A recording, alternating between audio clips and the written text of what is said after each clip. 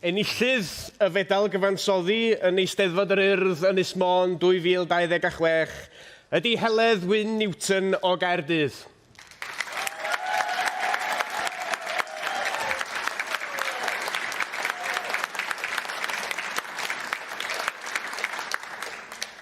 Cyn i mi wahodd Heledd i eistedd, awnewch chi sydd yma'n bresennol, os gwelwch chi'n dda, gydnabod i rhagoriaeth hi drwy ailadrodd y geiriau hyn.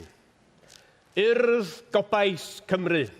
Urdd Gobaith Cymru. Heledd Gobaith Cymru. Heledd Gobaith Cymru. Ni yw Gobaith Cymru. Ni yw Gobaith Cymru. Brif gyfansoddwr, mi gei di eistedd.